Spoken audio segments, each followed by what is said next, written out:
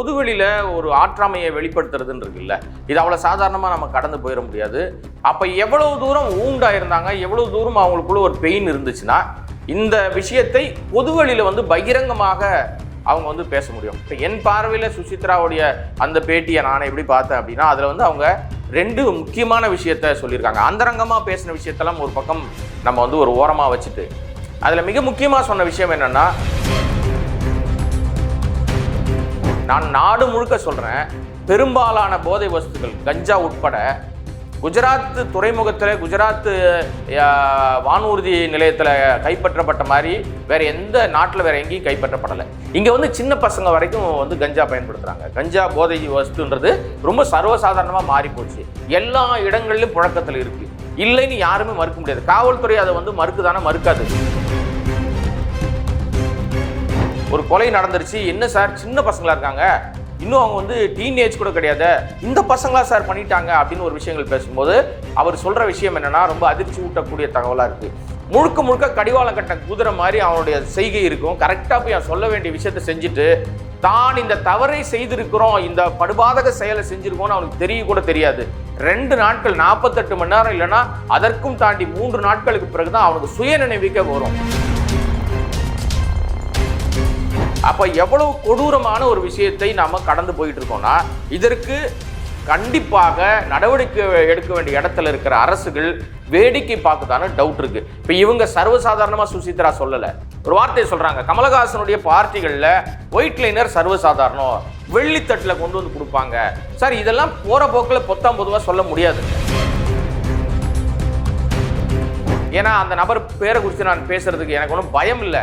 நான் அந்த நபரை வந்து அப்படி ஒரு பெருசா எடுத்து நானும் அதை தான் கவனிச்சிருக்கேன். பேர் சொல்ல வேண்டிய அவசியம் இல்லை. ஏன்னா பேர் சொல்லக்கூடிய லெவல்ல அந்த தகுதி அந்த நபருக்கு இருக்கிறதா நான் தெரியல எனக்கு.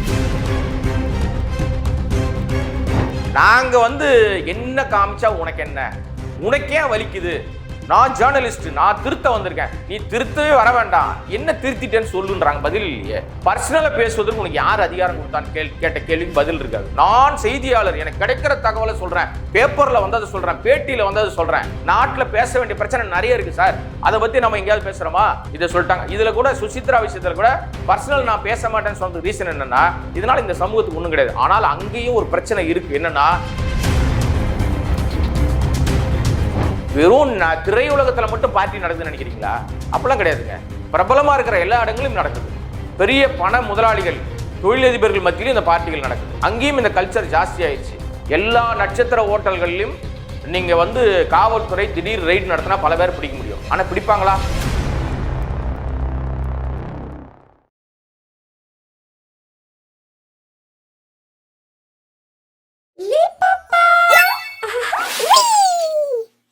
தமிழ் நேயர்கள் அனைவருக்கும் அன்பு வணக்கம். இன்றைய சிறப்பு நேர்காணலில் நம்மோடு இணைந்திருக்கிறார் மூத்த பத்திரிகையாளர் திரு கோடங்கி ஆபிரகாம் அவர்கள். அவரிடம் தற்போது பேசுபொருளாக உள்ள பல்வேறு விஷயங்கள் குறித்து பேசியிருக்கிறோம். பேசலாம். வணக்கம் சார். வணக்கம். நல்லா இருக்கீங்களா? நல்லா இருக்கேன். ரொம்ப நாள் கழிச்சு சந்திக்கிறோம்.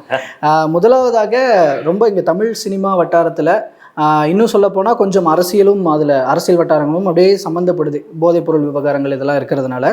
ஸோ அப்படி இருக்கிற சுசித்ரா அவர்களுடைய பேச்சு குறித்து தான் கேட்கலான் இருக்கேன். அதில் முதல்ல அவங்க மெயினாக வந்தது பைல்வான் ரங்கநாதன் அவர்கள் குறித்து பேசுறதுக்காக தான் வந்திருந்தாங்க. ஸோ இந்த இடத்துல முதல்ல உள்ள இதில் போகிறதுக்கு முன்னாடி சுசித்ரா அவர்களுடைய கருத்தை எப்படி பார்க்குறீங்க, அதற்கு பதிலடியாக பைல்வான் ரங்கநாதன் பேசின விஷயங்களெல்லாம் எப்படி பார்க்குறீங்க?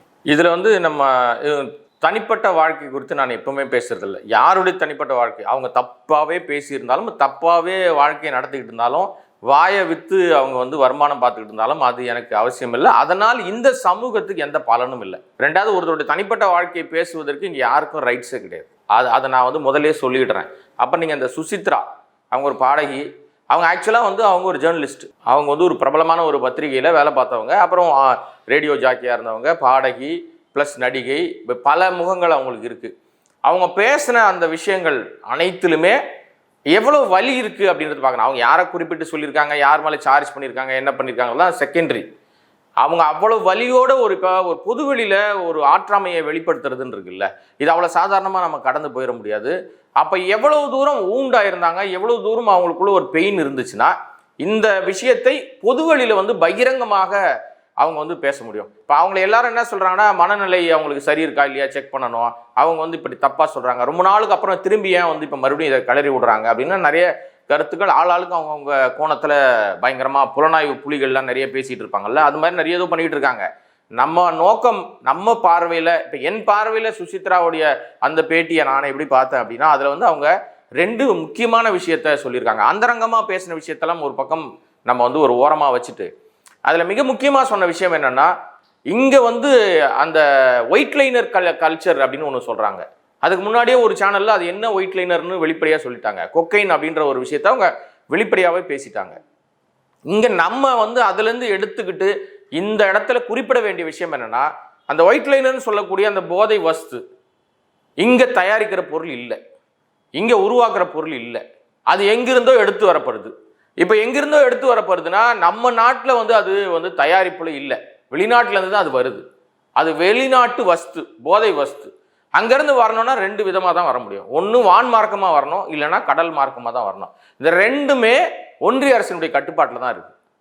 நான் தமிழ்நாட்டை மட்டும் சொல்லலை. உடனே தமிழ்நாட்டை சொன்னோம்னா உடனே என்ன சொல்லுவாங்கன்னா, இவங்க ஏதோ வந்து ஆளுங்கட்சிக்கு ஆதரவாக பேசுகிறோன்னு ஒரு முத்திரை குத்திட்டு ஓடி போயிடுவாங்க. நான் நாடு முழுக்க சொல்கிறேன், பெரும்பாலான போதை வஸ்துகள் கஞ்சா உட்பட குஜராத் துறைமுகத்தில், குஜராத் வானூர்தி நிலையத்தில் கைப்பற்றப்பட்ட மாதிரி வேற எந்த நாட்டில் வேற எங்கேயும் கைப்பற்றப்படலை.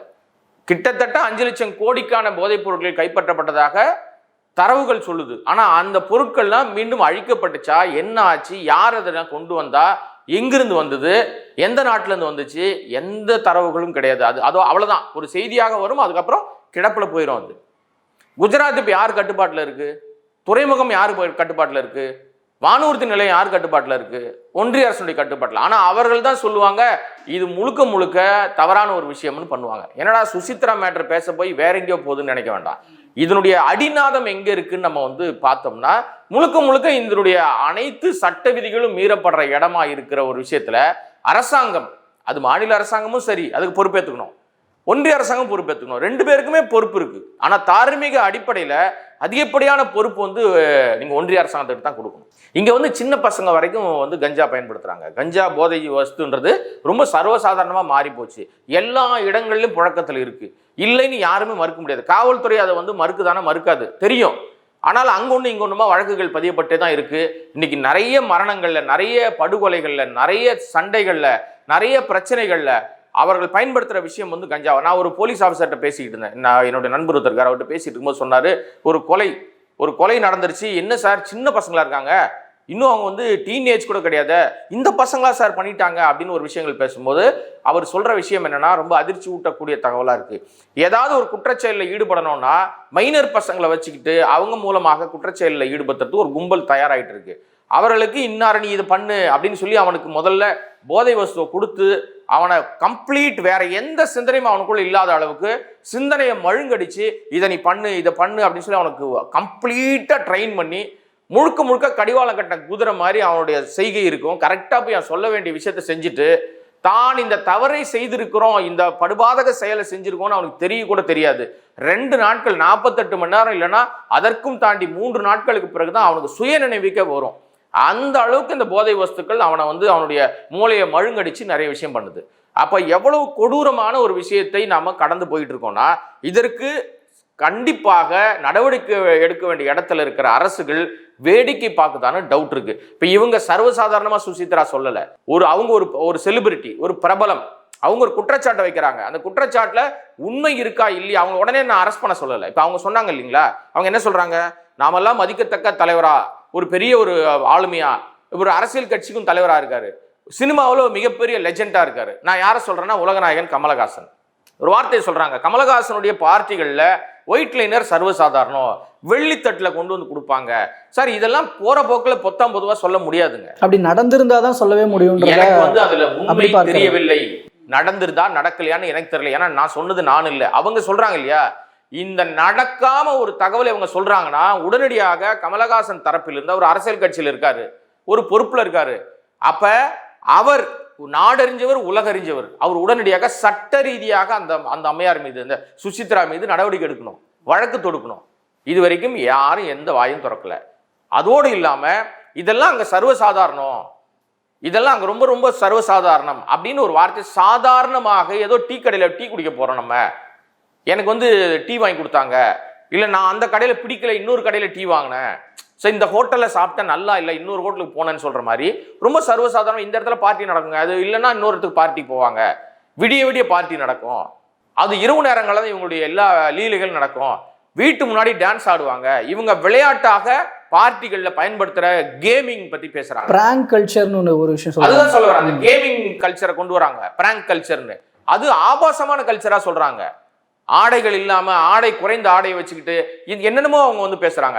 இதுல எவ்வளவு தூரம் உண்மை இருக்குன்னு விசாரிக்க வேண்டிய இடத்துல காவல்துறை கண்டிப்பாக தன் கடமையை செய்யணும். அவங்க என்ன பண்ணணும்னா, இப்ப நீங்க சுசித்ரா சொன்ன நபர்கள் எல்லாரும் பிரபலமானவர்கள், உடனே அவங்கள போய் அரெஸ்ட் பண்ணி சொல்லல. நான் உண்மையிலே அப்படி நடக்குதா நடக்கலையான்னு பெயரளவுக்காவது அந்த இடங்களில் இப்ப சார் நீங்க சாதாரணமா ஒருத்தன் அவன் வந்து கஞ்சா வச்சிருக்கான், அவன் மேல என்ன ஆக்ஷன் எடுக்கும்? நான் பெயிலபிள் செக்ஷன் உள்ள போடுறீங்கல்ல. அப்ப கஞ்சாவுக்கே இந்த நிலைமைனா கொக்கைன் போன்ற விலை உயர்ந்த போதை வஸ்துக்களை இவங்க பார்ட்டிகளில் பயன்படுத்துறாங்கன்னு பொதுவா சொல்ல முடியுமா? சொல்லியிருக்காங்கல்ல. அவங்க பொது வழியில பேசியிருக்காங்க. சார் இன்னைக்கு வீடியோவில் பேசுறதுக்காக தான் ஒருத்தர் மாட்டிக்கிட்டு முழிச்சிட்டு இருக்காரு. இன்னைக்கு வரைக்கும் தான் என்ன பண்ணோன்னு தெரிஞ்சு இன்னைக்கு தான் மன்னிப்பு கேட்கிறார். ஐயா நான் தெரியாம பேசிட்டேன், உணர்ச்சி வசப்பட்டு பேசிட்டேன்னு ஒருத்தர் பேசிக்கிட்டு இருக்காரு. சரிங்களா? நம்ம ஆரம்பத்துல சொல்றோம், பொது வழியில உட்காந்து பேசும்போது கவனமா பேசுங்க, வார்த்தையை விடாதீங்க, எல்லாம் தெரிஞ்ச மாதிரி பேசிடக்கூடாது. ஏதோ பக்கத்துல இருந்து பார்த்த மாதிரி பேசுவாங்க நிறைய பேர். இவங்க சொல்றாங்க, இவங்க சொல்ற இன்னொரு குற்றச்சாட்டு சொல்ற அந்த நபரும் இப்படிதான் பேசுவார், பக்கத்துல இருந்து பார்த்த மாதிரியே பேசுவாரு, ரொம்ப கிளவரா பேசுற மாதிரி பேசுவாரு, அடுத்தவனுடைய அந்தரங்க வாழ்க்கையை பேசுவாரு, பர்சனலை பேசுவாரு. நான் என்ன கேட்க வரேன், தெளிவாக ஒரு விஷயத்தை புரிஞ்சுக்கணுங்க. யாருடைய அனுமதி இல்லாமல் எந்த காரியமும் செயல்படுத்த முடியாது. யாருடைய அனுமதி இல்லாமல் எந்த விஷயத்தையும் நடத்த முடியாது. அது பெண்ணா இருந்தாலும் சரி, ஆணா இருந்தாலும் சரி. குறிப்பாக நடிகைகள் மீது ஏன் இந்த குற்றச்சாட்டுகள் அதிகமாக வருதுன்னா, நடிகைகளே வந்து இப்போ நீங்கள் பொழுதுபோக்கு துறைன்னு வரும்போது அவர்களை அந்த மாதிரி தான் பார்க்க ஆரம்பிக்கிறாங்க. ஆனால் நடிகைகளுக்குள்ளும் ஒரு மனசு இருக்கு, அவங்களுக்குள்ள ஒரு மனித உணர்வு இருக்கு, அவங்களுக்குள்ளேயும் எல்லா விதமான உணர்வு இருக்கு. அவங்களுக்கும் ஒரு குடும்பம் இருக்கும், கணவர் இருப்பாரு, பிள்ளைங்க இருக்கும், இல்லை அப்பா இருப்பாங்க, அம்மா இருப்பாங்க, அண்ணன் தங்கச்சி இருப்பாங்க. இப்படி எல்லா உணர்வுகளோட குடும்பமாக தானே இருப்பாங்க. நடிகை நடிக்க வந்துட்டாங்கன்னா உடனே அவங்களுக்கு தப்பு தப்பா வாய்க்கு வந்த மாதிரி பேசிட முடியுமா? ஆனால் கூடவே நடிச்ச ஒரு கேரக்டரை இப்படி பேசுது. அதை தான் அவங்க வந்து வருத்தப்பட்டு சொல்றாங்க. இப்ப அந்த சொன்ன நபர் குறித்து ஒரு சேனல்ல ஒரு நடிகை வந்து ஒரு கருத்தை வெளியிடுறாங்க. இந்த மாதிரி உங்க குடும்பத்துல உங்க மகள் இப்படி இருக்காங்கன்னு சொன்ன உடனே என்ன ஆவேசப்பட்டார் அவர், யோசிச்சு பாருங்க. அவ்வளவு கோவப்பட்டார். ஏன்னா அந்த நபர் பேரை குறித்து நான் பேசுறதுக்கு எனக்கு ஒன்றும் பயம் இல்லை.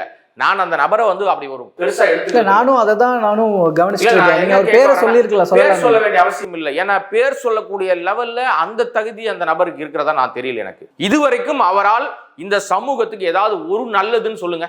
அவர் அவ்வளவு வீடியோக்கள் பேசுவாரு, அவ்வளவு ஆடியோக்கள் பேசுவாரு, எல்லா இடங்களையும் உட்கார்ந்து தான் பெரிய பக்கத்துல இருந்து பார்த்த மாதிரியே நிறைய கதைகள் சொல்லுவார். கதை தான் எது உனக்கு உணவளிக்கிறதோ அந்த துறை தான் உணவளிக்குது. இல்ல அது சம்பந்தமா நம்ம கிட்டே ஒரு நேரடியா பேட்டி கொடுத்திருந்தாரு. கேட்கும்போது அவர் என்ன சொல்றாருன்னா, பத்திரிகையாளர்கள் எனக்கு நியூஸ் வர்ற நியூஸை தான் நான் சொல்றேன், நான் சொல்றதுக்கு எல்லாமே ஆதாரம் இருக்கு. ஆதாரத்தை சொல்லுங்க. இல்ல எல்லாமே ஒரு ரிப்போர்ட்டர்ஸ் மூலமாகவோ இல்ல தகவல்களா கிடைக்கப்படுறதா, சோர்ஸ் மூலமா வர்றதான் நான் சொல்றேன். சோர்ஸ்னு சொல்ற ஆட்களை முன்னாடி காட்டுங்க சார். நானும் 25 வருஷமா ஊடகத்துல நான் பணியாற்றிட்டு இருக்கிறேன். பிரபலமான பத்திரிகைகளை வேலை பார்த்திருக்கேன், அரசாங்க அங்கீகரிக்கப்பட்ட செய்தியாளரா வேலை பார்த்திருக்கேன். புரியுதுங்களா? சும்மா ஏதோ பொதுவா போயிட்டு இவர் எங்க பெருசா என்ன எழுதி வெட்டி முடிச்சு கிழிச்சிட்டாரு. நம்ம தனிப்பட்ட தாக்குதல் பண்ண மாட்டோம். அதனால நான் ஏன் பேர் சொல்ல தவிர்க்கிறேன்னா, பேர் சொல்வதற்கு கூட அந்த நபர் எனக்கு என்னவோட பர்சனலா நல்ல நண்பராக தான் இருந்தார் ஒரு காலகட்டத்தில். அப்புறம் பொது வெளியில முகம் காட்டி பேச ஆரம்பிச்ச பிறகு அவ்வளவு ஆபாச அருவருப்பான விஷயம். உனக்கு குடும்பம் இல்லை, உனக்கு பொண்டாட்டி பிள்ளைங்க இருக்காங்கல்ல, உனக்கு மகள் இருக்கால, உன் மகள் குறித்து பேசணும்னு எவ்வளவு கொந்தளிக்கிற, உன் நாக்கு அழிக்கிடும் அப்படின்னு பேசுனீங்கல்ல. அப்ப நீங்க எத்தனை குடும்பத்தை, எத்தனை நடிகைகளை, எத்தனையுடைய நடிகையுடைய அம்மாக்களை குறித்து, நடிகைகள் குறித்து, நடிகர் குறித்து அவ்வளவு அவதூறு. உன்கிட்ட என்ன ஆதாரம் இருக்கு? பத்திரிகையில வருது, ரிப்போர்ட்டர் சொல்றாங்க. சார் பத்திரிகையில வர்ற விஷயங்கள், ரிப்போர்ட்டர் சொல்ற விஷயங்களை ஆதாரத்தோடு சொன்னாதான் அவன் ஊடகத்தை சேர்ந்தவன் உண்மையான ஜேர்னலிஸ்ட். ஜேர்னலிஸ்ட்னா என்ன தெரியுமா உங்களுக்கு? நீங்க உங்களுடைய செய்தியினால் ஒரு நன்மை விளையணும். அங்கே நடக்கிற படுபாத விஷயங்கள் வந்து தவிர்க்கப்படணும், தடுக்கப்படணும். ஒரு பிரச்சனைனா அது சீர்த்து தூக்கி அது சரி செய்யப்படணும். இதற்கு தான் ஊடகத்தை பயன்படுத்தணும், பத்திரிகையாளராக இருக்கணும். நீங்க சொல்ற விஷயங்கள் அனைத்தும் உங்களுடைய வசதிக்காகவும், உங்களுடைய வியூஸ்க்காகவும், உங்களுடைய வருமானத்துக்காக மட்டும்தான் பேசுறீங்க. அந்தரங்கத்தை பேசுறதுனால இந்த சமூகத்துக்கு என்ன நன்மை நான் கேட்கிறேன். சார் அவங்க விருப்பப்பட்டு நடிக்கிறாங்க, விருப்பப்பட்டு ஏதோ பண்றாங்க சார். உனக்கு என்ன அதுல வருது? உனக்கே வலிக்குது? நீ என்னத்த அங்க சுத்தம் பண்ண வர? கேட்பாங்களா கேட்க மாட்டாங்களா? இந்த கேள்விக்கு அவர்கிட்ட பதில் இருக்கா? இருக்காது. அந்த கேள்வியிலே அவங்க நாக்கப்படுங்கிற மாதிரி தானே கேட்டாங்க. நாங்க என்ன காமிச்சா உனக்கு என்ன, உனக்கே வலிக்குது, நான் ஜேர்னலிஸ்ட், நான் திருத்த வந்திருக்கேன், நீ திருத்தவே வர வேண்டாம், என்ன திருத்திட்டேன்னு சொல்லுன்றாங்க. பதில் இல்லையே. ஆக இந்த அம்மை அந்த சுசித்ரா சொன்ன விஷயத்துல சுசித்ரா தவறு பண்ணியிருக்காரா இல்லையான்றது சுசித்ராவுக்கு மட்டும் தான் தெரியும். அவர் பகிரங்கமா குற்றம் சாட்டுறாங்க அவங்க கணவர் மேல, முன்னாள் கணவர் மேல, பல நடிகர்கள் மேல, இன்னைக்கு பிரபலமா இருக்கிற நடிகர்கள் மேலாம் சொல்றாங்க. இதுல உண்மை இருக்கா இல்லையான்றத அவங்க கிட்ட விசாரிச்சா மட்டும் பத்தாதுங்க, காவல்துறை எல்லார்ட்டையும் விசாரிக்கணும். இதுல உடனே அவங்க மேல நடவடிக்கை எடுத்து கைது பண்ணுன்னு சொல்ல வரல சார். இதே சாதாரண கொக்கைன் கஞ்சாவை ஒரு சாமானியன் வச்சிருக்கான், கூலி தொழிலாளி வச்சிருக்கான், அவன் பிடிச்சி என்ன பண்றீங்க? எவ்வளவு டார்ச்சர் பண்றீங்க? போற போக்கில் சொல்லிட்டு போயிட்டாங்க அவங்க. பார்ட்டிகள் நடக்குதானே நடக்குது, நிறைய இடங்கள்ல பார்ட்டிகள் நடக்குது சார். நம்ம ஈசிஆர் சாலைகள்ல பல ஆபாச விஷயங்கள் நடக்குதுன்னு பல நேரங்களில் ரைடு போயிட்டு இருக்காங்க. கார் சாவிகளை மாத்திக்கிறாங்கன்னு முன்னாடி ஒரு பிரச்சனை வந்தது, ஞாபகம் இருக்குங்களா?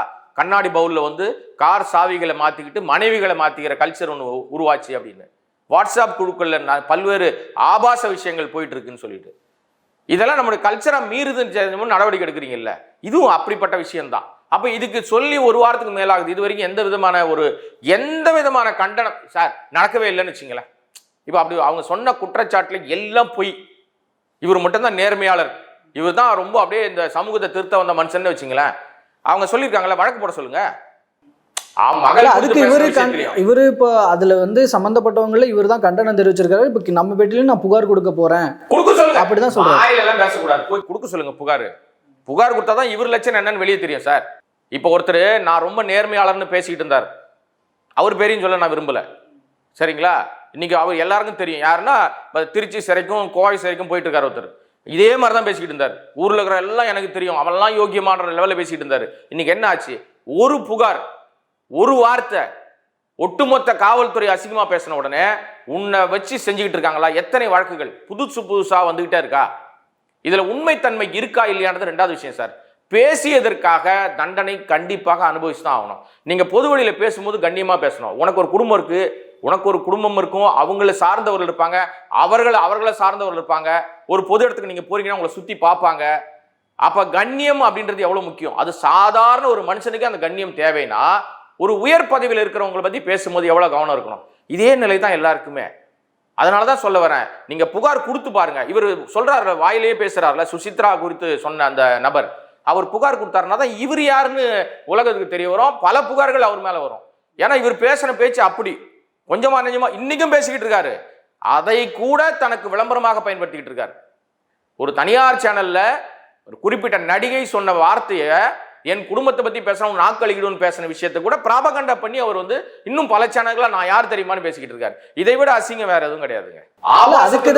அதுக்கு அவர் என்ன சொன்ன, இதைதான் கேட்டதுக்கு அவர் என்ன சொன்னார்னா, ஏங்க நான் சொல்றதுல எல்லாம் தப்பு இருந்தாலோ இந்த மாதிரியான விஷயங்கள்னு சொல்லிட்டு, அதாவது தவறுதலா பேசுறேன், அதுவும் இந்த மாதிரியான விஷயங்கள்ல தவறுதலா பேசுறேன் அப்படின்னா என்ன இவ்வளவு தூரம் இண்டஸ்ட்ரியில அலோவ் பண்ணிருக்கவே மாட்டாங்க அப்படின்னு அவர் சொன்னார். யாரும் கூப்பிடுறதெல்லாம் கிடையாது. எந்த சினிமாக்காரன் கூப்பிடுறாங்க, இண்டஸ்ட்ரியிலயும் சரி ஜேர்னலிசம்லயும் சரி, அவர் ஜேர்னலிஸ்டா யாரும் ஏத்துக்கிறது இல்லை. அவர் ஜேர்னலிஸ்டே கிடையாது சார். அவர் பல முன்னணி பத்திரிகைகள்ல வேலை செய்யறதா சொல்றாரு. இப்ப கூட நெட்ரிக்கன்ல எழுதிட்டு இருக்கேன்னு சொல்றாரு சார். நிறைய பேச ஆரம்பிச்சா நிறைய பேசுவோம். ஏன்னா ஊடக தர்மம்னு ஒண்ணு இருக்கு, ஜேர்னலிசம் அப்படின்னு ஒண்ணு இருக்கு. இவர் வேலை பார்த்தது எங்க வேலை பார்த்திருக்காரு? ஒரு அரசியல் சார்பான ஒரு பத்திரிகையில தான் வேலை பார்த்திருக்காரு. அதுக்கப்புறம் ஒரு சாதி ரீதியான ஒரு நிறுவனத்துல வேலை பார்த்திருக்காரு. இது அடையாளம் தான் வச்சிருக்காரு. ஜேர்னலிசம்ன்றது எல்லா துறை, ஒரு இயக்குனருக்கு எல்லா தரப்பான கதைகளையும் சொல்லி எல்லா தரப்பான மக்களையும் கவர்ந்தாதான் இயக்குனரை எடுத்துக்க முடியும். ஜேர்னலிஸ்டும் அப்படிதான். எல்லா தரப்பு மக்களும் உங்களால் ஏதாவது நன்மை இருக்கணும். இப்ப இவரை குறித்து சினிமாவில் போய் நீங்க யாருக்கிட்ட வேணா கேட்டு பாருங்க, என்ன சர்டிபிகேட் கொடுப்பாங்கன்னு மட்டும் பாருங்களேன். இவர் சொல்லுவாரு, ஆனா இவர் என்ன சர்டிபிகேட் வைக்கிறாங்க, அங்கே இவருக்கு என்ன மரியாதை இருக்குன்னு மட்டும் பார்த்துக்க சொல்லுங்க. சார், எனக்கு மரியாதை இருக்கா இல்லையான்றதை நான் தான் உணர்ந்துக்கணும். அதனால தான் நான் பேர் சொல்ல விரும்பலன்றேன். மற்றபடி வேற ஒன்றும் இல்லை. பேர் சொல்வதற்கு கூட அவர் தகுதியா இருக்காரான்னு எனக்கு தெரியல. ஆனா எனக்கு ரொம்ப, நான் அவரெல்லாம் ரொம்ப மரியாதையாக தான் ஒரு காலகட்டத்தில் பார்த்தேன். ஆனால் அந்த தனக்கு கிடைக்கிற அந்த புகழ் எதனால் வருகிறதுன்னு பாக்குறாரு. தப்பா பேசினா, அடுத்தவங்க பர்சனல் பேசினா தான் நம்ம வியூஸ் போகுது, அப்போதான் நம்மளை மதிக்கிறான், அப்போ அப்படியே பேசுவான். இப்படி பல பேர் கிளம்பிட்டாங்க சார். அவருடைய இன்னொரு வெர்ஷன், இன்னொரு 2.1 ஒருத்தர் கிளம்பியிருக்காரு. அவரும் நல்ல நெருங்கிய நண்பர் தான். அவரும் பார்த்த மாதிரியே பேசிக்கிட்டு இருக்காரு. பூரா பொய், வாயை திறந்தா. இன்னொருத்தர் கிளம்பியிருக்காரு. இப்படி அடுத்தடுத்து கிளம்பிட்டே இருக்காங்க. நிச்சயமாக இவர்கள் பேசுவதற்கான பலனை ஒரு நாள் அனுபவிப்பாங்க. இப்போ ஒருத்தர் அனுபவிச்சுட்டு இருக்காரு, இவங்களுக்கும் நடக்கும், சீக்கிரமா நடக்கும். இது சாபம்லாம் கிடையாது. சாபமா நான் எனக்கு யார் மீதும் எந்த வன்மமோ கோபமோ அதெல்லாம் இல்லை சார். நீங்க பேசுவதால் அந்த சமூகத்துக்கோ அந்த மனிதருக்கோ நன்மைனா பேசுங்க. பர்சனலா பேசுவதற்கு உனக்கு யார் அதிகாரம் கொடுத்தான்னு கேட்ட கேள்விக்கு பதில் இருக்காது. நான் செய்தியாளர், எனக்கு கிடைக்கிற தகவலை சொல்றேன், பேப்பர்ல வந்ததை சொல்றேன், பேட்டியில வந்ததை சொல்றேன். இது தவறான ஒரு விஷயம். இந்த தவறான விஷயத்த நீ ஏன் செய்யற, உனக்கு யார அதிகாரம் கொடுத்தானா அதுக்கு பதில் கிடையாது. அதை மற்றதெல்லாம் விட்டுருங்க சார். தன் குடும்பம் குறித்து பேசும்போது கொந்தளிச்சார்ல, தன் குடும்பம் குறித்து அவதூறு பரப்பிட்டாங்க, தப்பா பொது வழியில பேசிட்டாங்க, அந்த நடிகை மேல போய் கம்ப்ளைண்ட் கொடுக்க சொல்லுங்களேன். கொடுத்துதான் பார்க்கட்டுமே. அவரு கொடுக்க மாட்டாருன்றீங்களா சார்? கொடுக்கட்டும்ன்ற, நானே கொடுத்தாதான் உண்மை வெளியில வரும். நான் என்ன கேட்க வரேன், ஒரு பொது வெளியில ஒரு நடிகை, அந்த நடிகை குறித்து அவங்க வந்து ரொம்ப தெளிவா சொல்றாங்க, இந்த மாதிரி உங்களுடைய மகளுடைய செயல்பாடு இருக்கு, நீங்க போய் விசாரிச்சிங்க. அண்ணே நீங்க விசாரிச்சிங்க, அப்போ மரியாதையா தான் அவங்க சொல்றாங்க. அண்ணே நான் வந்து உங்க மகள் நல்லா இருக்கணும்னு தான் சொல்றேன், இது ஒரு தகவல், இது போய் நீங்க கேட்டுங்க, நீங்க விசாரிச்சிங்கன்னு சொல்றாங்க. இன்னைக்கு அந்த கல்ச்சர் வந்து அதிகமாயிருச்சு. அவங்க சொன்ன கல்ச்சர் அதிகமாயிருச்சு. உண்மையா பொய்யான்னு எனக்கு தெரியாதுங்க. நான் ஜட்ஜ் பண்ற இடத்துல இல்லை, எனக்கு அது தெரியாது. அவங்க குடும்பத்தை பத்தி பேசுறதுக்கும் நான் வரல. ஆனால் பொது வழிக்கு சந்திக்கு வந்துருச்சு. இன்னைக்கு இணையம் திறந்தீங்கன்னா இந்த கூத்து தான் ஓடிக்கிட்டு இருக்கு. நான் என்ன கேட்க வரேன், இதனால் இந்த சமூகத்துக்கோ இந்த மக்களுக்கோ நாட்டில் பேச வேண்டிய பிரச்சனை நிறைய இருக்கு சார். அதை பத்தி நம்ம எங்கேயாவது பேசுறோமா? இதைத்தான் பேசிக்கிட்டு இருக்கோம். இதை சொல்லிட்டாங்க. இதுல கூட சுசித்ரா விஷயத்துல கூட பர்சனல் நான் பேச மாட்டேன்னு சொன்னதுக்கு ரீசன் என்னன்னா, இதனால இந்த சமூகத்துக்கு ஒன்றும் கிடையாது. ஆனால் அங்கேயும் ஒரு பிரச்சனை இருக்கு. என்னன்னா, போதை கல்ச்சர் அதிகமாயிடுச்சுன்ற பெரிய குற்றச்சாட்டை வச்சிருக்காங்க. அதுவும் பிரபலங்கள் மத்தியில இந்த போதை பழக்கம் நிறைய ஆயிடுச்சு. பார்ட்டிகள்ல வந்து கொக்கைன் பயன்படுத்தப்படுதுன்னு ஒரு பகீர் குற்றச்சாட்டை வச்சிருக்காங்க. இது குற்றச்சாட்டா உண்மையான கண்டுபிடிக்க வேண்டிய இடத்துல காவல்துறை இருக்கு. அதை சுட்டிக்காண்ட விடயத்துல நான் இருக்கேன். இந்த விஷயத்துல வந்து நான் ஒரு ஒரு ஒரு ஆரம்ப கட்டத்திலேருந்து கொஞ்சம் தெரிஞ்சுக்கணும்னு நினைக்கிறேன், உங்களுடைய அறிவு கேட்டிய வரைக்கும். நான் அதாவது இந்த போதை கலாச்சாரம் அப்படிங்கிறது தமிழ் சினிமா இண்டஸ்ட்ரியில் எங்கேருந்து ஆரம்பிக்குது, எப்படி எவல்யூஷன் ஆகுது, இப்போ எந்த இடத்துல வந்து நிற்குது அப்படிங்கிறது. நீங்கள் ஒரு ஜேர்னலிஸ்ட்டாக நிறைய ட்ராவல் பண்ணியிருப்பீங்க, நிறைய செய்திகள் சேகரிச்சிருப்பீங்க, அந்த பாயிண்ட். இல்லை, ஆக்சுவலாக என்னென்னா, இது வந்து இந்த பார்ட்டி கல்ச்சரே வந்து கொஞ்ச நாளாக தான் சார். சோசியல் மீடியாவுடைய தாக்கம் அதிகமாக தான் பார்ட்டி கல்ச்சர் அதிகமாச்சு. ஆனால் நீங்கள் ஆரம்ப காலகட்டத்தில் ரஜினிகாந்த் நடித்த காலகட்டம், கமலஹாசன் பீக்கில், இப்போவும் நடிச்சிட்டு இருக்காங்க பீக்கில், அவர்களுடைய அந்த காலகட்டங்களில் 80s 90s காலகட்டங்களிலே நள்ளிரவு விருந்துகள் நடக்கும். பயங்கரமாக பார்ட்டிகள் வந்து, அப்போ பார்ட்டின்றதெல்லாம் இப்போ இருக்கிற மாதிரி போதை கல்ச்சர்லாம் பெருசாக கிடையாது. அப்போல்லாம் பூரா எல்லாம் சரக்கடிக்க தான் போவாங்க. அந்த மாதிரி கல்ச்சர் ஆரம்பத்தில் இருந்துச்சு. ஆனால் இவ்வளவு மோசமான ஒரு விஷயம், அடுத்தவர்களை வந்து அவருடைய அந்தரங்கத்தெல்லாம் வெளிப்படுத்துகிற விஷயம் அப்படிலாம் அப்போ கிடையாது. ஆனால் அப்போ சோசியல் மீடியாவும் அப்போ ரொம்ப கம்மியாக அப்போ கிடையாது சுத்தமாக. இந்த மாதிரியான இமீடியட்டான ஒரு பரப்புரையை கொண்டு வந்து அவங்களுடைய வாழ்க்கையை நாஸ்தம் பண்ணுறது, அவங்களோட வாழ்க்கையை காலி பண்ணுற விஷயங்கள்லாம் அப்போ கிடையாது. அவர்கள் தனியாக இருப்பாங்க, ஜாலியாக இருப்பாங்க, போயிடுவாங்க. அவர்களால் இந்த பெருசாக நம்ம இந்த சமூகத்துக்கு பெரிய பாதிப்புகள் இல்லை. ஆனால் இப்போ சமூகம் பாதிக்கப்படுது. எப்படி பாதிக்கப்படுதுன்றீங்க, அந்த நடிகர் பண்ணுற விஷயத்தையும் அந்த நடிகை பண்ணுற விஷயத்தையும் ஃபாலோ பண்ணுற ஃபாலோயர்ஸ் நிறைய ஆயிட்டாங்களா? அப்போ அவர் பண்ணுற மாதிரியே இங்கே ஸ்டைல் பண்ண ஆரம்பிக்கிறாங்க, அவர் பண்ணுற மாதிரியே சிகரெட் பிடிக்க ஆரம்பிக்கிறாங்க, அவர் பண்ணுற மாதிரியே ஸ்டைல் பண்ண ஆரம்பிக்கிறாங்க. அவர் என்ன செய்கிறாரோ அதெல்லாம் ஃபாலோ பண்ணுறாங்களா? அது வந்து உங்களுக்கு நிச்சயமாக ஒரு சமூகத்தையே சீரழிக்கிற மாதிரி போகுது. அவர் குறித்த தகவல் தெரியும் போது அவர் ஒரு திருமணம் பண்ணிட்டு உடனே 10 நாள்லையோ 1 மாசத்துல டைவர்ஸ் பண்ணிட்டு இன்னொரு நடிகையோட தொடர்பில் இருக்காரு, இல்லை அவருக்கு இல்லீகல் அஃபேர் இருக்கு அப்படின்ற தகவல்கள்லாம் வெளிச்சத்துக்கு வரும்போது, இதே மாதிரி இது ஒன்றும் பெரிய தப்பு இல்லை போல இருக்கு அப்படின்ற மாதிரி அந்த அடுத்த கட்டத்தை நோக்கி ஓடுறாங்க.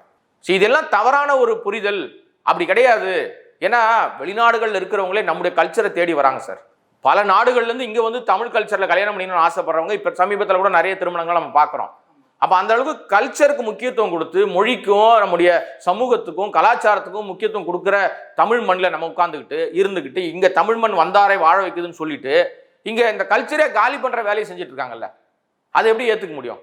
இது ஆரம்பத்திலேருந்தே இருந்துச்சு. ஆனால் அங்கொன்னும் இங்கொன்னுமா இருந்த விஷயங்கள் டெக்னாலஜி மாற நம்ம எப்படி அடாப்ட் ஆகிறோமோ அந்த மாதிரி தொழில்முறை மாற சோசியல் மீடியாவுடைய தாக்கம் அதிகரிக்க பார்ட்டி கல்ச்சர்ன்றது கட்டாயமாக இது நடந்தாதான் அடுத்த கட்டத்தை நகர்த்த முடியும் அப்படின்ற மாதிரி சூழ்நிலைக்கு எல்லாரும் தள்ளப்படுறாங்க. இப்போ சமீபமாக ஒரு 10 ஆண்டுகளில் தான் இது ரொம்ப அதிகமாயிருச்சு. கொஞ்ச நாளைக்கு முன்னாடி ஒரு 2 நடிகைகள் வந்து ஆந்திராவில் அரெஸ்ட் ஆனாங்க. அந்த 2 நடிகளும் இதே மாதிரி நார்காட்டிக் டிபார்ட்மெண்ட்ல போதைப்பொருள் பயன்படுத்தினாங்கன்னு அரெஸ்ட் ஆகிறாங்க. அரெஸ்ட் ஆனவுடனே அங்கே நிறைய நடிகர்களும் பிடிச்சாங்க. அவங்க வீடுகள்லாம் சோதனை போடுறாங்க, நிறைய பொருட்களை கைப்பற்றினாங்க. அந்த நடிகைகளுக்கு எங்கிருந்துடா உங்களுக்கு இந்த பழக்கம் எங்கிருந்து வந்தது அப்படின்னா அவங்க கை காட்டின இடம் கோலிவுட். இங்கே ஒரு குறிப்பிட்ட இயக்குனருடைய படத்தில் நடிக்கும் போது தான், அப்போ சமீபத்தில் தான் அந்த படம் அவங்க நடித்த படங்கள்லாம் வெளியில் வந்தது. அந்த நடிகர், அந்த இயக்குனர், அவர் நடிகராகவும் இருக்கார், இயக்குனராக இருக்கார். அவருடைய கையை அந்த படத்தில் நடிக்க போனோம். அப்போ தான் எங்களுக்கு இவர்களுக்கெல்லாம் அந்த பார்ட்டிகளில் போய் கலந்துக்க போனோம். அங்கே எங்களுக்கு ஆரம்பமாச்சுன்னொன்னே அங்கே நார்காட்டிக் டிபார்ட்மெண்ட்டோட அந்த போதை தடுப்பு பிரிவு இருக்குல்ல, அவருடைய பார்வை முழுக்க கோலிவுட் மேலே திரும்புது. அங்கேருந்து இங்கே வராங்க. இங்கே வந்து விசாரணைக்காக வரும்போதே அவர்களுக்கு இன்னொரு விஷயமும் வருது. என்னன்னா, அரசியல் அழுத்தம் ஒன்று வருது. வந்த பிறகு அந்த அரசியல் அழுத்தம் பிளஸ் இந்த போதைப் பொருளுடைய பிரச்சனை, இது ரெண்டும் சேர்ந்த பிறகுதான் அடுத்த முதல் நாள் விசாரணைக்கு வருவாங்க அப்படின்னு தகவல் எல்லா இடத்துலையும் பரவ ஆரம்பிச்சுது. நிச்சயமா அந்த நடிகைகள் மாட்டின உடனே இந்த இயக்குனர் தான் பிடிப்பாங்க அப்படின்னு சொன்ன உடனே அவசரமாக ஒரு கட்சியிலிருந்து இன்னொரு கட்சிக்கு ஒரு நடிகை மாறுறாங்க. எல்லாம் பூடகமா தான் நான் சொல்லுவேன். டீடைலா சொல்லாமே. இது டீடைல் தேவையில்லை. ஏன்னா அந்த நடிகைக்கே தெரியும், அந்த இயக்குனருக்கு தெரியும் இது என்ன நடந்துச்சுன்னு. இன்னொரு விஷயம் நான் என்ன சொல்ல வரேன்னா, இதனால் இந்த சமூகத்துக்கு ஒன்றும் பலன் இல்லைங்க. இந்த நடிகை யாருன்னு பேர் சொல்லுன்னா, ஓ இவங்க இப்படிப்பட்டவங்களோ அப்படின்னு நினைப்பாங்க. எதுக்கு? அது தேவையில்லை. ஆனால் எல்லாருக்கும் தெரியும், தெரிஞ்ச விஷயம். என்ன காரணம்னா, அதன் பிறகு அந்த நார்காட்டிக் டிபார்ட்மெண்ட்டோட செயல்பாடுகள் அப்படியே நிறுத்தப்பட்டுச்சு. அதுக்கப்புறம் அவங்க என்ன ஆனாங்க, அந்த நடிகைகளும் விடுவிக்கப்பட்டாங்க. அவர்கள் மீது நடவடிக்கை என்ன ஆச்சுன்னு தெரியல, தொக்கி நிற்குது. இது ஆந்திரா நிலைமை. ஆனால் அங்கிருந்து கை காட்டினது இங்கே ஒரு 10 வருஷம், ஒரு 6-7 வருஷத்துக்கு முன்னாடி. அதன் பிற்பாடு நிறைய இடங்கள் இது நடக்க தான் செய்யுது. இன்னைக்கு வரைக்கும் இந்த சுசித்ரா இப்ப பேச போய் தான் நீங்க அதை கேட்குறீங்க. வெறும் திரையுலகத்தில் மட்டும் பார்ட்டி நடக்குதுன்னு நினைக்கிறீங்களா? அப்படிலாம் கிடையாதுங்க. பிரபலமாக இருக்கிற எல்லா இடங்களும் நடக்குது. பெரிய பண முதலாளிகள், தொழிலதிபர்கள் மத்தியிலும் இந்த பார்ட்டிகள் நடக்குது. அங்கேயும் இந்த கல்ச்சர் ஜாஸ்தி ஆயிடுச்சு. எல்லா நட்சத்திர ஹோட்டல்கள்லையும் நீங்கள் வந்து காவல்துறை திடீர் ரைடு நடத்தினா பல பேர் பிடிக்க முடியும். ஆனால் பிடிப்பாங்களா? ஒன்று வேணாம் சார். சாலையில் காரில், அதுவும் காரை வந்து எந்த காரெல்லாம் மடக்குவாங்க தெரியுமா? சொகுசு காரெல்லாம் மடக்க மாட்டாங்க. ஒரு ஆடி BMW லெவலில் போகுது, ஒரு பெரிய விலை உயர்ந்த கார்கள், அது எதையுமே நள்ளிரவில் போனால் கூட மடக்காது நம்முடைய காவல்துறை நண்பர்கள் வந்து புரிஞ்சுப்பாங்க என்ன சொல்ல வரோன்ட்டு. ஆனால் சாமானிய கஷ்டப்பட்டு ஒரு டாக்ஸியை ஓட்டிகிட்டு இருப்பான், அதுதான் உனக்கு வாழ்வாதாரமே. அந்த டாக்ஸியை மடக்கி உனக்கு அது இருக்கா இது இருக்கான்னு கேட்டுட்டு இருப்பாங்க. அன்னைக்கு அவன் அந்த டாக்ஸியில் வந்து ஒரு பயணியை கொண்டு போய் சேர்த்தா தான் அவனுக்கு ஏதோ வருமானம் கிடைக்கும்ட்டு அவன் போவான். நள்ளிரவில் கூட அங்கே மடக்கி நின்று சோதனை போடுவாங்க. அதனால் அவனோட வாழ்வாதாரம் பாதிக்கப்படும். அப்போ நீங்கள் 2 வீலரில் போகிறவனை மடக்கிறீங்க, காரில் போகிறவனை மடக்கிறது. அவங்க சொன்னதுலேயே இன்னொரு விஷயம் ஒன்று இருக்குங்க சார். இப்போது இந்த 80s அப்புறமும் அந்த 90s இயர்லியராகவும் இங்கே சென்னையில் வந்து, அதாவது கேரளாவிலேருந்து இங்கே வந்து ஆபாச பட ஷூட்டிங்ஸ்லாம் எடுத்தாங்க. அதுக்கு அவர் பயில்வான் ரங்கநாதன் ஏஜென்ட்டாக இருந்தார் அப்படின்ற அது அவர் குற்றச்சாட்டாக சொல்லும்போது, இப்போது அப்படியான ஒன்று இங்கே நடந்துச்சா? அந்த காலகட்டங்களில் நடந்தது என்ன? அதில் இவருக்கு எந்த அளவுக்கு சம்பந்தம் இருந்ததுன்ற ஒரு தெரியல சார். அது தெரியல. ஆனா அப்படியான கல்ச்சர் இருந்ததா, அப்படியான நடைமுறை இருந்ததா அப்படின்றத அவங்க கிட்ட கேட்கலாம். அவங்க சொல்றதுதான் நான் தெரிஞ்சுக்க முடிஞ்சது. அவங்க வந்து என்ன சொன்னாங்க, ஏன்னா இத்தனைக்கும் அவங்க வந்து நான் ஜேர்னலிஸ்டா இருந்தப்போ இந்த செய்திகள்லாம் கிடைச்சது அப்படின்னு சொல்லியிருந்தாங்க. அதுதான் எனக்கு புதுசா இருந்துச்சு. அந்த குற்றச்சாட்டு வந்து புதுசா இருந்துச்சு. ஏன்னா அவங்க சொன்ன விஷயம் எனக்கு ரொம்ப வேடிக்கையா இருந்துச்சு. என்னன்னா, அண்ணன் ராதாரவி ஃபோன் பண்ணி எல்லாரும் திட்டுவாராம், அந்த எல்லாம் ஷூட்டிங் கொடுக்காத. அப்புறம் சரத்குமார் திட்டுவார். அப்புறம் பல பேர் அவங்க வந்து குறிப்பிட்டு சொன்னாங்க, இவங்கெல்லாம் ஃபோன் பண்ணி அவங்க அவாய்ட் பண்ணுவாங்க, அவங்க தான் இதெல்லாம் தடுத்தது அப்படின்னு தடுப்பாங்க அப்படின்லாம் சொன்னாங்க. அங்கே தான் அதுதான் எனக்கு கொஞ்சம் முரணாக இருந்துச்சு. ஏன்னா இங்கே நிறைய குற்றச்சாட்டுகள் வந்து பெரும்பாலும் வருது. யாருன்னா, இவங்க சொல்கிறவங்க மேலேயே நிறைய குற்றச்சாட்டுகள் இருக்குது. பெண் அவங்க என்ன இந்த மாதிரி இவங்க வந்து சிக்கல் பண்ணிட்டாங்க, எனக்கு வந்து பெண்களை மேலே வர விடாமல் தடுக்கிறாரு அப்படின்னு பல பிரச்சனைகள்லாம் நம்ம அண்ணன் ராதாரவி மேலே தான் வந்துச்சு. இப்போ டப்பிங் யூனியனில் கூட எடுத்துட்டிங்கன்னா சின்மையை வந்து தொடர்ந்து பிரச்சனை பண்ணிகிட்டே இருப்பாங்க. அங்கே பல பேர் டப்பிங் யூனியன்லேருந்து வெளியேற்றப்பட்டவர்கள், வெளியேறியவர்கள் டப்பிங் யூனியனில் சேரணும்னா இந்த மாதிரி கண்டிஷன்ஸ்லாம் இருக்குன்னு பல பேர் பல குற்றச்சாட்டுகளில் குறிப்பிட்டிருக்காங்க. ஸோ அதனால் அதில் வந்து எந்த அளவுக்கு உண்மைன்னு எனக்கு தெரியல. ஒருவேளை அது அவங்க சொன்ன அதான் சொல்ல வரேன், நிறைய குற்றச்சாட்டுகள் வச்சுருக்காங்க. இதெல்லாம் பகீர் ரகம். இந்த பகீர் ரகம் அப்படின்ற விஷயம் வரும்போது இதை விசாரிக்க வேண்டியது வந்து காவல்துறை தான். இதில் ஒரு ஜேர்னலிஸ்டாக போய் நீங்கள் என்ன விசாரிச்சிங்கன்னு தேவையே இல்லை. பொதுவெளிக்கு வந்துருச்சு, அம்பலம் ஆயிடுச்சு அது. ஆனால் நீங்கள் ஒரு காலகட்டத்தில் கேரளாவில் வந்து ஷகீலாவுடைய படம், அவங்களுடைய படம் ரிலீஸ் ஆகுதுன்னு சொன்னாலே மோகன்லால் மம்முட்டி படங்கள் கூட வராது, பின்வாங்கிடுவாங்க.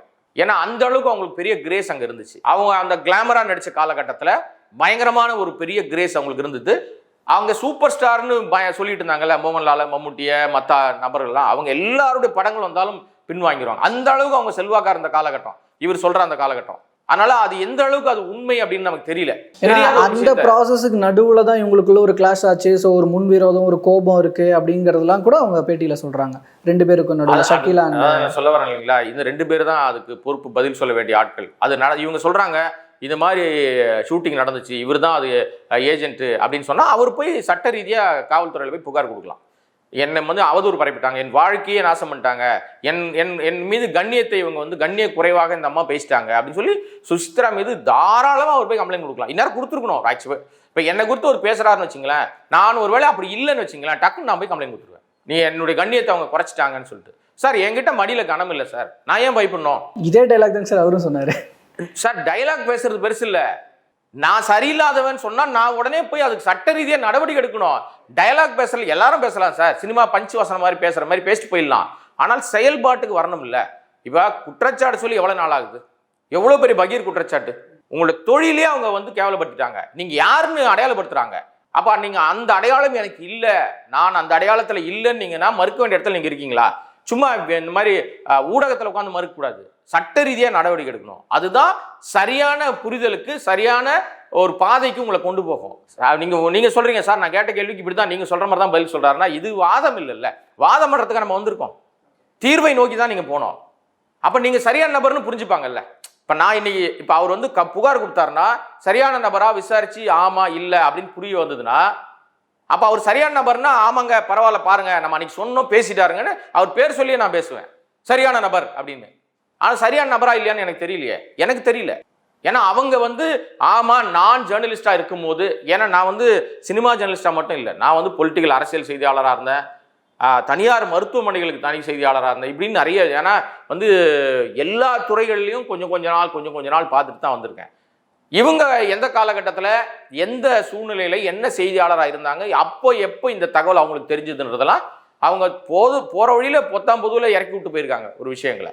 இதை தீர்த்து விட வேண்டிய இடத்துல இருக்கிறவங்க குற்றம் சாட்டப்பட்டவர் தான். ஏங்க என்னை பத்தி சொல்லியிருந்தாங்கன்னு வச்சுங்களேன், நான் உடனே அந்த வேலையை தான் செஞ்சிருப்பேன். இப்போ இந்த மாதிரியான விஷயங்கள் பேசுறதுனால, இப்போ இதெல்லாம் எக்ஸ்போஸ் ஆயிருக்கிறதுனால இல்லை சொல்லியிருக்கிறதுனால தமிழ் சினிமா மீது ரசிகர்களுடைய பாயிண்ட் ஆஃப் வியூ எப்படி மாறி இருக்கு, இல்லை இந்த விஷயங்கள் எல்லாம் இந்த பேச்சுக்கள் எல்லாம் எத்தகைய பிரச்சனைகளுக்கு வழிவகுத்திருக்கு, இல்லை எத்தகைய முடிவுகளை நோக்கி நகர்ந்துகிட்டு இருக்கு, ஒரு ரிஃபார்ம்ஸ் கிடைக்குமா, இல்லை இன்னும் மோசமாக போகிறதுக்கான வழிகளை வகுத்திருக்கா, இந்த இண்டஸ்ட்ரி சார்ந்து உங்களோட பார்வை ஓவரால்? ஆக்சுவலாக என்னன்னா, இதனால் ரசிகர்கள் எந்த இடத்திலும் எங்கேயுமே அவங்க வந்து தடம் மாற மாட்டாங்க. ஏன்னா எல்லா ரசிகர்களுக்கும் தெளிவான ஒரு முடிவோடு தான் இருக்காங்க. ஒரு படத்தை வெற்றி பெற வைக்க வேணுமா, அந்த படம் நல்லா இருந்தால் கொண்டாடுவாங்க. நீங்கள் விளம்பரம் பண்ணணும்னு அவசியமே கிடையாது, நீங்கள் பெரிய பிராபகண்டா பண்ணு சொல்லணும்னு அவசியம் இல்லை. மவுத் டாக்லேயே இந்த படம் நல்லா இருந்ததுன்னா அவங்களே பிராபகண்டா பண்ணிடுவாங்க. இன்னைக்கு செல்ஃபோன் வச்சிருக்கிற எல்லாரும் பிராபகண்டாவுடைய அதிபதிகளாக மாறிட்டாங்க, அவங்களே எல்லாத்தையும் வந்து உணர்த்திடுவாங்க எல்லாருக்கும். இப்போ நீங்கள் சொல்கிற இந்த கல்ச்சர், இந்த பிரச்சனை, சுசித்ரா சொன்ன விஷயம், பைல்வான் அவர்கள் சொன்ன விஷயம், பைல்வான் பேரே சொல்லிட்டேன் நான், இப்போ அவர் சொன்ன விஷயம், இதெல்லாம் இருக்கு இல்லையா, இந்த பிரச்சனைகள் குறித்து எல்லாருக்கும் ஒரு பார்வை இருக்கு. இவங்களுடைய எல்லா விஷயங்களையும் அவங்க பார்த்துட்டே இருக்காங்க, இவங்களுடைய செயல்பாடுகள் எல்லாத்தையும் அவங்க பார்த்துட்டே இருக்காங்க. அப்போ அவங்களே முடிவு பண்ணிப்பாங்க எது சரி எது தப்பு அப்படின்ட்டு. யாரையுமே இது சொல்றதுனால அந்த சமூகம் மாறிடும் அப்படின்னு இருக்குல்ல சார். இதை விட பெரிய பெரிய பிரச்சனைலாம் பார்த்துட்டு இருக்காங்க சார், இதை விட வேற பஞ்சாயத்துலாம் பார்த்துட்டு இருக்காங்க, இதை விட பல சினிமாவில் வரக்கூடிய கிளைமேக்ஸ் ட்விஸ்ட்லாம் விட அரசியலில் பல பரபரப்புகள் ஓடிக்கிட்டு இருக்கு. இதையெல்லாம் நம்மால் பார்த்துக்கிட்டு இருக்காங்க. நம்மால்னா யாரை சொல்கிறேன், வாக்காளர்கள், சாமானிய மக்கள், ரசிகர்கள், இவங்க பார்த்துக்கிட்டு இவங்களுக்கு தெரியும். அதனால இதை வந்து போகிற போக்கில் எடுத்துகிட்டு போயிட்டே இருப்பான். இதை ரசிக்கிறதுக்கு ஒரு கூட்டம் மட்டும் இருக்குது. இந்த ஆபாச விஷயங்களை, அருவருப்பான விஷயங்களை பேசுகிறதுக்குன்னு ஒரு கூட்டம் இருக்கிற மாதிரி அதை ரசிப்பதற்கு ஒரு கூட்டம் இருக்குது, அவ்வளோதான். பெரும்பகுதியான வியூ அதான் மக்களே இப்போ குறைஞ்சிட்டாங்க சார். முன்னாடிலாம் நிறைய பேசிட்டு இருந்தாங்க, நிறைய வியூஸ் போச்சு, லட்சக்கணக்கில் போச்சு. இப்போ நீங்கள் எடுத்து பாருங்களேன், எங்கேயாவது லட்சக்கணக்கில் போகுதா இந்த மாதிரி ஆபாச அருவருப்பு பேசுகிறவங்களை பற்றி? ஸோ மக்களே வந்து ஆரம்பிச்சிட்டாங்க. ஓகே, இவங்க ஏன் இது திடீர்னு பரபரப்பாச்சுன்னா, ரொம்ப நாளாக இவங்க இல்லை, எது வெளிநாட்டில் எங்கேயோ இருந்தாங்கன்னுலாம் சொன்னாங்க. திடீர்னு வந்த உடனே மீண்டும் அந்த பிரச்சனையை வந்து அவங்க ரைஸ் பண்ணுறாங்க. அதற்கு அவங்க தனிப்பட்ட காரணங்கள் நிறைய சொல்றாங்க. ரொம்ப நாளுக்கு விக்டிமா பேசியிருக்கிறாங்க அப்படின்னு அவங்களுடைய வலிய வேதனையை சொல்லியிருக்காங்க. என்ன ஏமாத்திட்டாங்க, எனக்கு துரோகம் பண்ணிட்டாங்க, என்னுடைய வாழ்க்கையை சீரழிச்சிட்டாங்க, நாசம் பண்ணிட்டாங்கன்னு அவங்களுடைய ஆதங்கத்தை கொட்டியிருக்காங்க. அந்த ஆதங்கத்தை கொட்ட வேண்டிய இடம் வந்து ஆக்சுவலாக எனக்கு தெரிஞ்சு மீடியா கிடையாது. அவங்க தீர்வு வேணும்னா நீதிமன்றத்தை நாடி இருக்கணும், காவல்துறைக்கிட்ட தான் போயிருக்கணும் நான் எப்படி பார்த்தா. ஆனால் அதே நேரத்தில் அவங்க வந்து நீதிமன்றத்தை நாடி இருக்காங்களா, காவல்துறை நாடி இருக்காங்களான்னா அதை விட அதிகமான விஷயத்த மீடியா முன்னாடி கொட்டியிருக்காங்க. சுமோட்டாவோ கேஸ் எடுக்கிறாங்க சார் நீதிமன்றங்கள்லாம். அந்த மாதிரியான தாமாகவே முன் வந்து சில வழக்குகளை எடுத்துட்டு நீதியரசர்கள் வந்து அதை விசாரிக்கிறதுக்கு இது பண்ணுவாங்க இல்லையா, இந்த மாதிரி விஷயங்களெல்லாம் அவங்க எடுக்கலாம். ஏன்னா யாருமே புகார் கொடுக்க போல அப்படின்னா நீதிமன்றம் வந்து இந்த மாதிரி ஒரு நடிகை, ஒரு பாடகி, ஒரு பிரபலம், நாடறிந்த ஒரு செலிபிரிட்டி இவ ஒரு போதை கல்ச்சரை பற்றி பேசியிருக்காங்கன்னா அது குறித்தாவது நடவடிக்கைக்கு எடுப்பாங்கன்னு நினைக்கிறேன். பார்க்கலாம். பல்வேறு தகவல்களை எங்களோடும் எங்கள் மூலமாக மக்களோடும் இவ்வளோ நேரமாக பகிர்ந்துகிட்டதுக்கு ரொம்ப நன்றிங்க சார். நன்றி.